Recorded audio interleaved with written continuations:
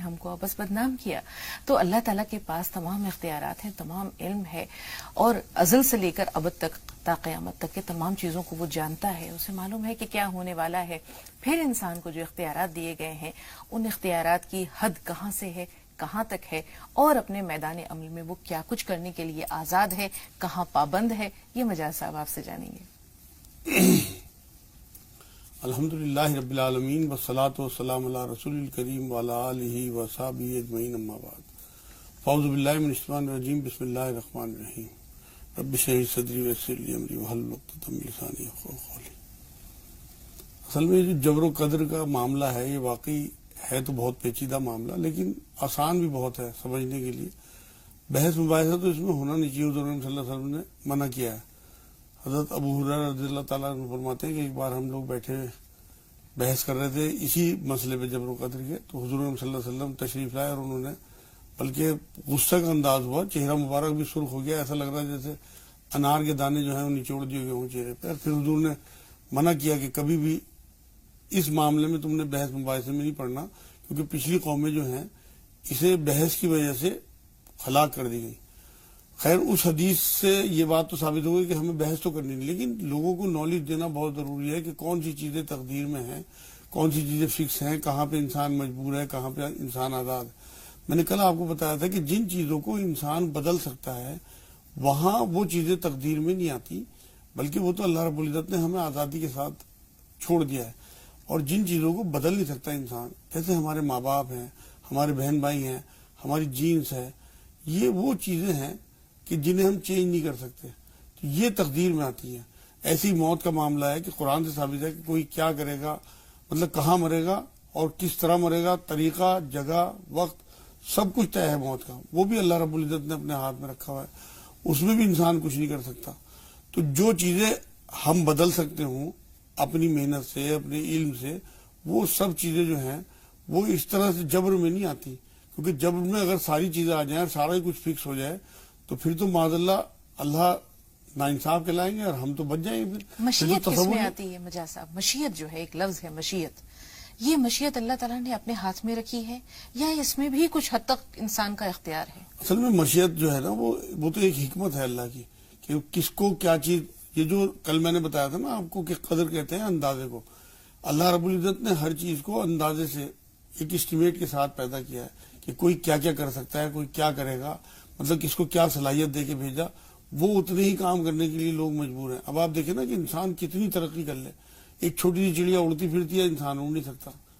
تو یہ جو اللہ رب العزت نے الگ الگ صلاحیت دی, یہ ہے اصل میں قدر, یہ ہے اندازہ, اور اللہ کا اندازہ کبھی غلط نہیں ہوتا. باقی جو چیزیں ہیں اس میں اللہ رب العزت نے, دیکھیے میں نے کل آپ کو ایک جملہ دیا تھا کہ اف اینڈ بٹ, کہ ساری, اب قرآن یہ کہتا ہے کہ یونس علیہ السلام کا جو معاملہ ہے, جب وہ مچھلی کے پیٹ میں پہنچے تو قرآن کہتا ہے اگر وہ تسبیح نہ کرنے والوں میں ہوتے تو وہ باہر نہیں آ سکتے تھے, قیامت تک مچھلی کے پیٹ میں رہتے. اگر انہوں نے تسبیح کی تو باہر آ گئے.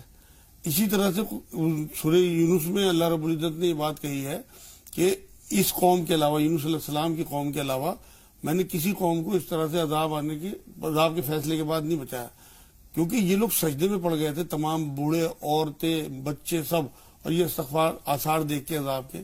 تو اللہ رب العزت اس سے پہلے کوئی قوم یہ کام کرتی تو اللہ ٹال دیتا تھا. یہاں ایک سوال اور ہے مجاز صاحب, جیسے آپ نے دو مثالیں دی ہیں, ایک خود حضرت یونس علیہ السلام کی مثال ہے, ایک ان کی قوم کی مثال ہے. تو اللہ تعالیٰ کے فیصلے بدلتے ہیں, تبدیل ہوتے ہیں. جیسے عذاب کا فیصلہ اللہ تعالیٰ نے صادر کر دیا تھا, ان کے حق میں عذاب آنے والا تھا, لیکن انہوں نے جب بروقت توبہ کر لی اور اللہ تعالیٰ سے گڑ گڑا کر اپنے گناہوں کی معافی مانگی تو اللہ نے اپنا فیصلہ بدل لیا. بالکل, وہ قادر مطلق ہے. پھر قادر مطلق کہاں ہوا جو بدل نہ سکے؟ اللہ رب العزت سب کچھ کر سکتے ہیں, لیکن وہ ریئر کیسز ہیں. اللہ کا قانون الگ ہے. دیکھیے آپ, اللہ رب العزت نے اس کائنات کو عورت اور مرد کے ملاپ سے شروع کیا, مطلب جو پیدا ہوتے ہیں انسان, لیکن آدم علیہ السلام کو ایسے ہی بنا دیا. ماں حوا کو آدم علیہ السلام سے پیدا کر دیا اور عیسیٰ علیہ السلام کو بنا باپ کے پیدا کر دیا. یہ ساری چیزیں, لیکن یہ ریئر کیس ہے. قانون اللہ کا وہی ہے کہ عورت مرد کے ملاپ سے ہی اولاد آگے جنے گی اور اس طرح سے دنیا چلے گی. تو اللہ رب العزت دکھاتے ہیں. آپ یہ دیکھیے کہ انسان کا جو معاملہ ہے وہ ایک حدیث یہ ملتی ہے کہ انسان عمل کرتا رہتا ہے, اچھے عمل کرتا رہتا ہے, اچھے عمل کرتا رہتا ہے, اور آخر میں کچھ ایسے اعمال اس سے ہو جاتے ہیں کہ وہ دوزخ رسید کرتے رہتا ہے. حدیث پاک بتا رہا ہوں. اسی طرح انسان برے اعمال کرتا رہتا ہے لیکن آخر میں ایسے عمل کر بیٹھتا ہے کہ وہ جنت میں بھیج دیا جاتا ہے. یہاں یہ بات سمجھنے کی ہے کہ اچھے اعمال کے باوجود آدمی ساری عمر یہ عمل کرتا رہا اور اسی طرح برے عمل کرتا رہا, جنت میں جا رہا ہے. یہاں اصل میں بات یہ ہے کہ ہمیں اعمال دکھتے ہیں, اللہ رب العزت کو نیت دکھتی ہے. اس کی ساری عمر اس نے جو اچھے اعمال کی نیت کیا تھی یہ اللہ کو پتا ہے. اسی طرح برے اعمال کرنے والے کے اندر اچھائی کتنی طلب تھی, کس طرح سے وہ اس طرف آنا چاہتا تھا کہ اللہ کو اس کی وہ ادا پسند آ گئی اور اس برائی کے بدلے میں اللہ نے اسے توبہ دے دی. جو اس کے اندر طلب تھی وہ برائی ختم کر کے اس طلب کے بدلے میں توبہ دی اور توبہ کے بعد اسے نیکی کی توفیق دی. اللہ تعالیٰ کا علم بے پایا ہے, اللہ تعالیٰ کو ہر شے کی خبر ہے, ہر چیز کا علم ہے. اس دنیا کی تخلیق کا مقصد, آدم علیہ السلام کی تخلیق کا مقصد, ابلیس کی نافرمانی, یہ تمام چیزیں اللہ تعالیٰ کے علم میں ہیں. لیکن اللہ تعالیٰ نے چیزوں کو بنایا, آدم کی تخلیق ہوئی, شیطان کی نافرمانی, ابلیس کی نافرمانی ہوئی. تب جب ان تمام چیزوں کا علم اللہ کے پاس ہے, پھر یہ جو واقعات رونما ہو رہے ہیں یہ کس کے ارادے کے تحت ہو رہے ہیں, یہ کس کی نیت, یہ انسان یا دیگر مخلوقات کی نیت کے ارادے کے تحت؟ بہت اچھا سوال آپ نے کیا ہے. اصل بات یہ ہے کہ کوئی بھی عمل ہم جو ہے نا, ہم خالق عمل نہیں ہے, ہم کاسب عمل ہیں, ہم کسب کرتے ہیں.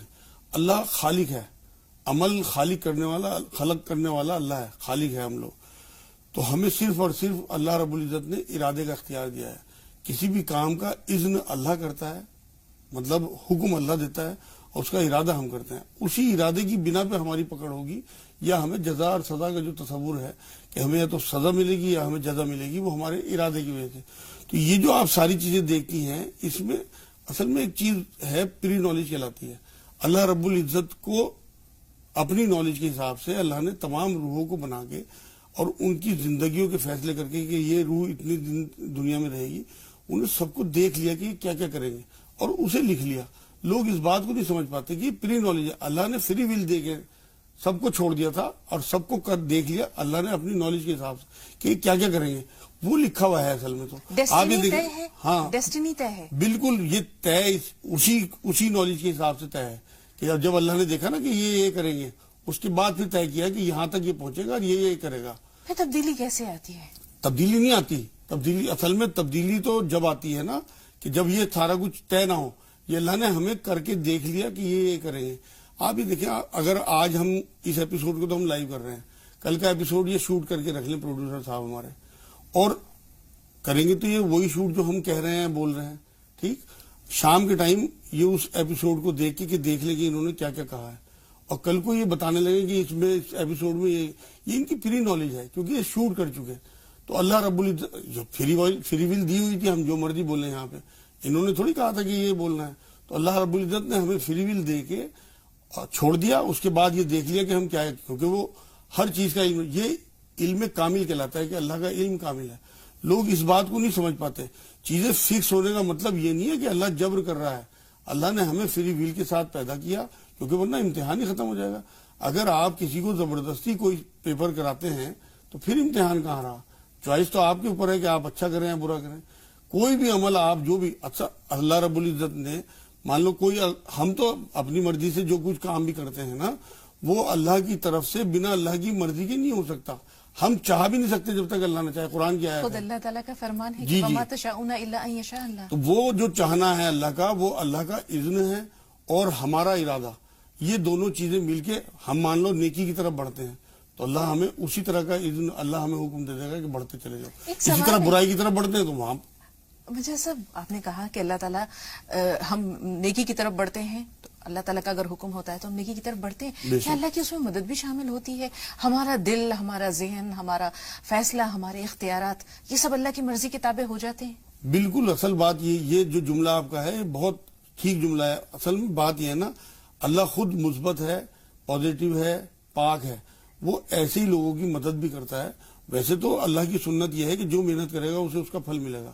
ایک چور بھی محنت کرتا ہے تو اسے چوری کا پھل ملتا ہے. یہ اللہ کی سنت ہے. اس نے یہ طے کر دیا, قرآن میں جگہ جگہ یہ بات کہی ہے کہ جو عمل کرے گا اس کا ویسا بدلہ اسے ملے گا. تو اگر یہ سنت نہ ہوتی تو اللہ, چور کہاں کامیاب ہوتے ہیں, اللہ کو تو پتا ہے کہ نیگیٹو کام ہے. لیکن جو لوگ پازیٹو کام کرتے ہیں, جو سوال آپ کا ہے, اس میں اللہ رب العزت کی مدد شامل حال ہوتی ہے، کیونکہ اللہ راضی ہوتا ہے نیک کاموں سے، پازیٹیو کاموں سے. اور اگر بدی کا ارادہ ہے، برائی کا ارادہ ہے، تو اس میں اللہ کی مشیت کس حد تک انسان کو اس برائی کا کام کرنے سے روکتی ہے؟ باقی انسان کا فیصلہ، اس کا اختیار. وہی جملہ جو ابھی آپ نے پوچھا تھا کہ انسان کی اپنی اندر کی جو ولولے اور اندر کی جو سوچ ہوگی نا، اگر وہ کوئی برا کام کر بھی رہا ہے اور اندر اس کے جو ہے گلٹی ہے اور وہ چاہتا ہے، جیسے آپ آدم علیہ السلام کی مثال لے لیں کہ ان سے غلط کام ہوا تھا، لیکن اندر کی جو ندامت تھی، ان کی جو گلٹی تھی، اس نے انہیں جو ہے بے چین کر رکھا تھا. اس بے چینی کو دیکھ کے اللہ رب العزت نے کیا کیا کہ انہیں توبہ کے کلمات سکھا دیے اور انہیں معاف کر دیا، انہوں نے توبہ کی اور نبی بنا دیا گیا. تو اگر اندر کسی کے برا کام کوئی کر بھی رہا ہے اور اندر اس کے یہ مطلب گلٹی ہے اور یہ چاہتا ہے کہ میں کسی طرح سے اسے کام کو چھوڑ دوں، پھر اللہ کی مدد اس کے لیے آئے گی کہ اس برے کام کو وہ چھڑوا دے گا اللہ پاک.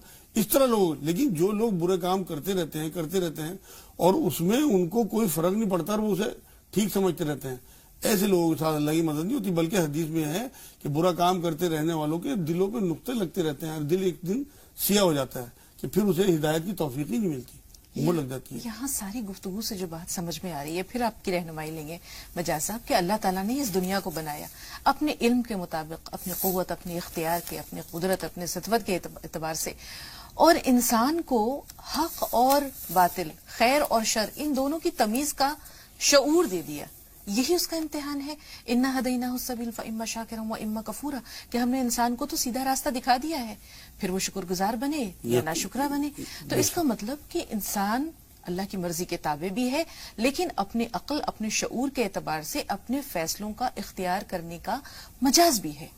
زیادہ تر چیزوں میں اللہ رب العزت نے فری ول دی ہوئی ہے. کچھ چیزیں فکس ہیں جو نہیں بدل سکتی، لیکن باقی چیزیں انسان جو ہے وہ اپنی محنت سے، اپنے علم سے، اپنی سوچ سے، ان سب، اب آپ دیکھیں نا کتنی ڈسکوری ہو رہی ہے. تو آدمی اگر اپنی عادت، اپنی جو مطلب اپنے ارادے ہیں، ان سب میں تبدیلی کر کے چینج لا سکتا ہے.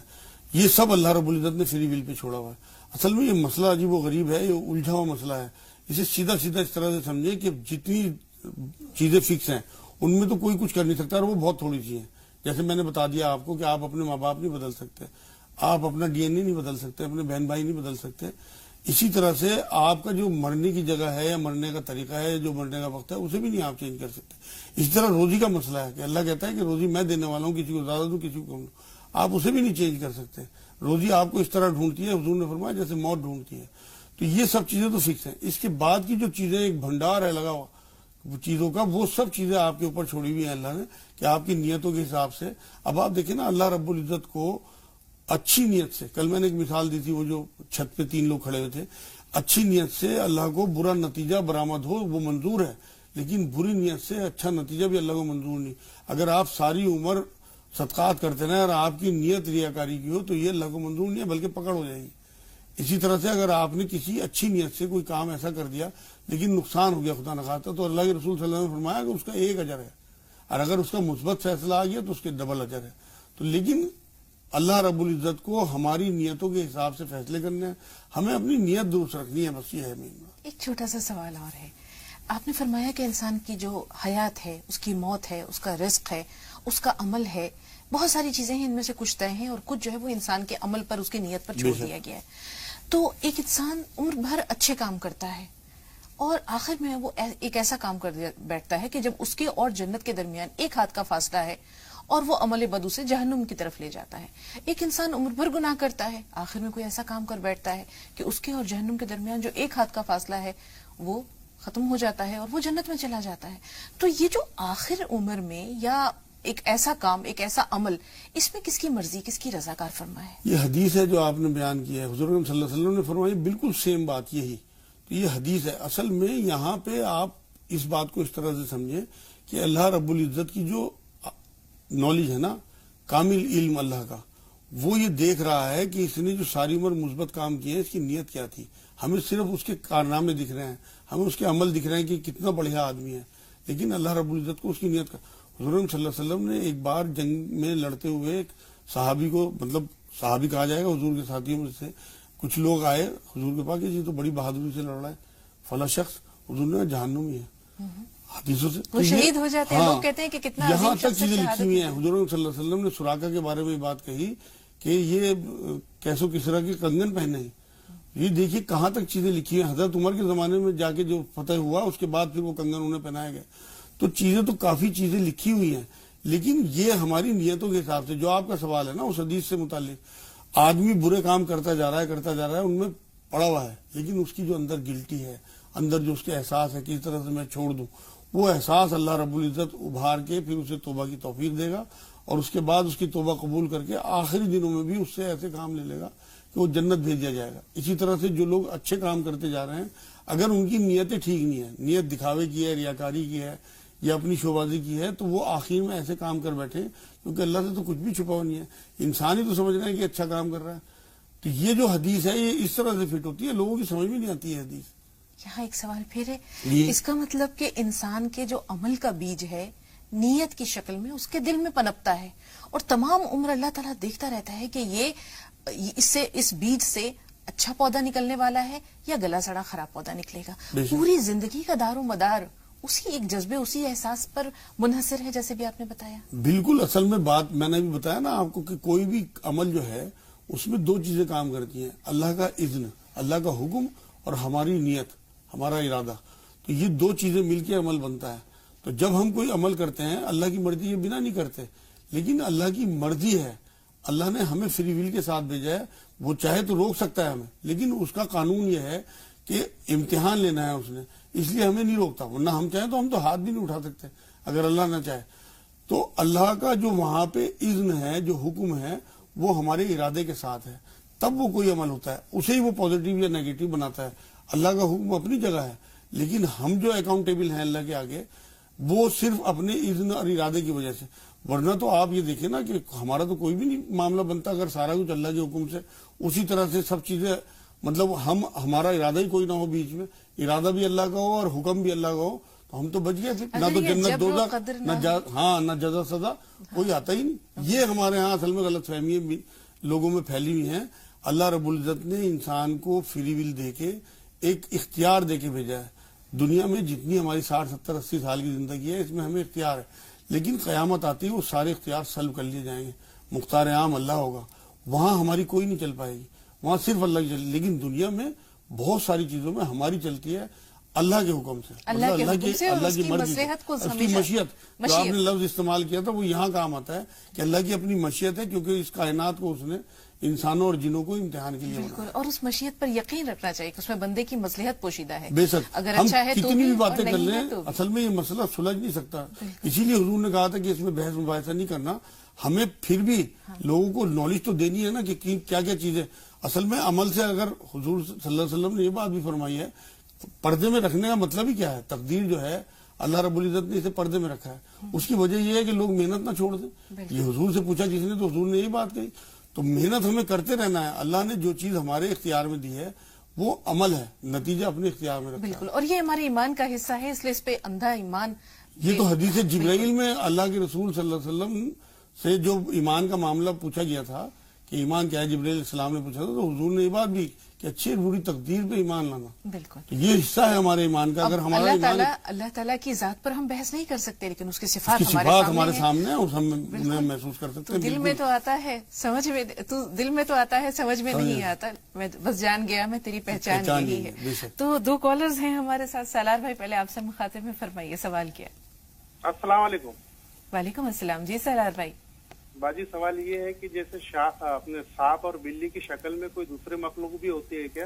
اور دوسرا سوال یہ ہے کہ جیسے مرنے والا جو ہے تو وہ تو مر جاتا ہے, لیکن اس کی روح اس کے پریوار کو, اس کے بچوں کو, اس کے گھر کو دیکھتی ہے کیا؟ وہ جاننا چاہتا. پہلا سوال ہے سانپ اور